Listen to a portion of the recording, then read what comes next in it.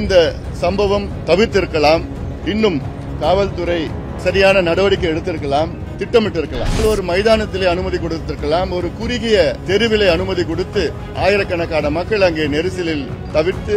அது மட்டுமல்ல, அரசியல் கட்சிகளும் பொறுப்புடன் நடந்து கொள்ள வேண்டும். காவல்துறை இன்டெலிஜென்ஸ் இது நிச்சயமாக அவர்கள் இதுக்கு பொறுப்பேற்க வேண்டும், அதிகமா பொறுப்பேற்க வேண்டும். இந்த நேரத்தில் யாரும் நான் குறை சொல்லல, நான் குற்றம் சொல்லல, யாரும் குற்றம் சொல்லல.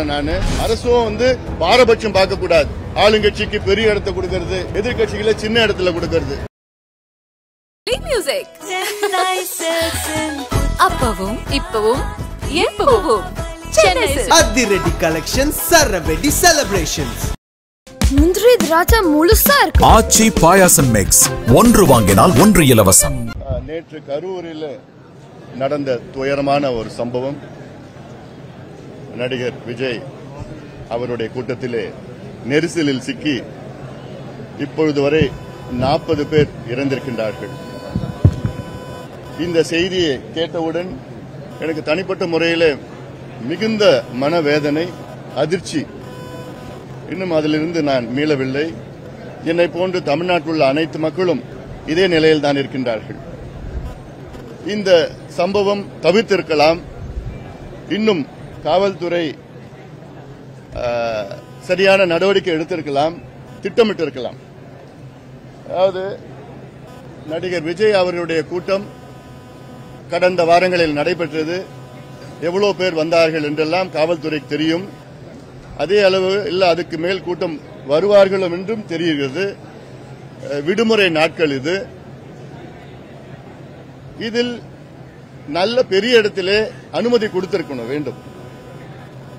இன்னும் சொல்ல போனால் ஒரு மைதானத்திலே அனுமதி கொடுத்திருக்கலாம், ஒரு குறுகிய தெருவிலே அனுமதி கொடுத்து ஆயிரக்கணக்கான மக்கள் அங்கே நெரிசலில் தவிர்த்து.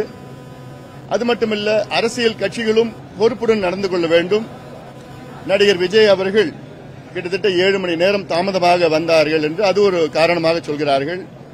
அரசியல் கட்சிகள் இது போன்ற கூட்டங்கள் நடத்தினால் அவருடைய தொண்டர்களுக்கு குடிநீர், உணவு, நிழல் இது போன்ற திட்டமிட வேண்டும். இது போன்றதெல்லாம் திட்டமிட வேண்டும். ஆக பொறுப்புடன் நடந்து கொள்ள வேண்டும். அது மட்டுமல்ல, பொதுமக்களும் பொறுப்புடன் நடந்து கொள்ள வேண்டும். இது போன்ற கூட்டங்களுக்கு குழந்தைகளை அழைத்து வரக்கூடாது, பெண்களை அழைத்து வரக்கூடாது. இந்த கூட்டத்தில் இருக்கைகள் கிடையாது, சேர் கிடையாது. ஏதோ அங்க கும்பலா நின்றுட்டு கேட்டுட்டு போற கூட்டம் இது, அவ்வளவுதான். அங்க போய் குழந்தைகளையும் பெண்களையும் கூட்டிட்டு வந்தா அந்த நெரிசல் இருக்கும். இதெல்லாம் தவிர்த்து இருக்க வேண்டும். இது போன்ற வரும் காலத்திலே திட்டமிட வேண்டும். காவல்துறையும் பெரிய இடத்துல அனுமதி கொடுக்கணும். ஒரு நெருக்கடியான சூழலில் உருவாக்கக்கூடாது.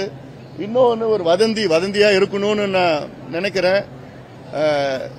அதாவது மின்தடை ஏற்பட்டது என்று சொல்றார்கள். இதெல்லாம் வருகின்ற செய்திகள். இதுல ஒரு தனிநபர், ஒரு கமிஷன் ஒன்று அறிவித்திருக்கின்றார்கள். அந்த தனிநபர் கமிஷன் அவர்கள் உடனடியாக விசாரணை நடத்தி இதற்கு பிறகு சம்பவங்கள், இது போன்ற சம்பவங்கள் நடைபெறக்கூடாது. அதில் மிக தெளிவாக காவல்துறை இருக்க வேண்டும். அதற்கு காவல்துறை இன்டெலிஜென்ஸ் இது நிச்சயமாக அவர்கள் இதுக்கு பொறுப்பேற்க வேண்டும், அதிகமா பொறுப்பேற்க வேண்டும். இந்த நேரத்தில் யாரும் நான் குறை சொல்லல, நான் குற்றம் சொல்லல, யாரும் குற்றம் சொல்லல. அதனால இதற்கு நாம் எல்லாருமே, அரசியல் கட்சிகள் எல்லாருமே பொறுப்புடன், நாங்கள் உட்பட பொறுப்புடன் நடந்து கொள்ள வேண்டும். அரசும் பாரபட்சம் பார்க்க கூடாது. ஆளுங்கட்சிக்கு பெரிய இடத்தை கொடுக்கிறது, எதிர்கட்சிகளை சின்ன இடத்துல கொடுக்கிறது. இப்ப நான் நேற்று முன்தினம் நான் திருச்சியில ஒரு நடைபயணம் கூட்டம் நடைபெற்றது.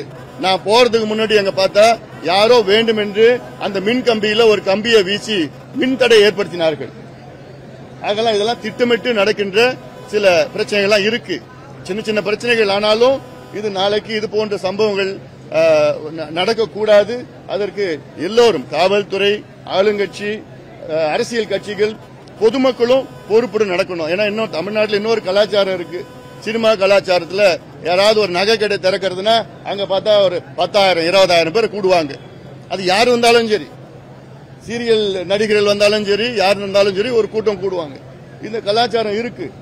அதனால இதெல்லாம் கொஞ்சம் சிந்திக்க வேண்டும். இன்னும் எவ்வளோ வேலைகள் இருக்கு. இதெல்லாம் உள்ள வேதனையா இருக்கு. அவங்க எல்லாம் பாக்குறப்போ படுத்துட்டு இருக்காங்க, அடிபட்டு இருக்காங்க. ஒரு அம்மா ஒரு அன்கான்சியஸா இருக்கிறாங்க. இதெல்லாம் ரொம்ப வேதனையா இருக்குது. நிச்சயமாக இதை போன்ற சம்பவங்கள், நிகழ்ச்சிகள்லாம், இது ஒரு நிகழ்ச்சியில் இது போன்ற துயரங்கள் எல்லாம் வரும் காலத்தில் ஒன்று கூட நடக்கக்கூடாது. அதற்கு அனைவரும், கட்சிகள், அரசியல் கட்சிகள், காவல்துறை, அரசு, பொதுமக்களும் விழிப்பாக இருக்க வேண்டும். அப்பவும் இப்பவும் எப்பவும் சென்னை சில்க்ஸ். அதிரடி கலெக்ஷன்ஸ், சரவெடி செலிப்ரேஷன்ஸ். முந்திரி திராட்சை முழுசா இருக்கு. ஆச்சி பாயாசம் மிக்ஸ், ஒன்று வாங்கினால் ஒன்று இலவசம்.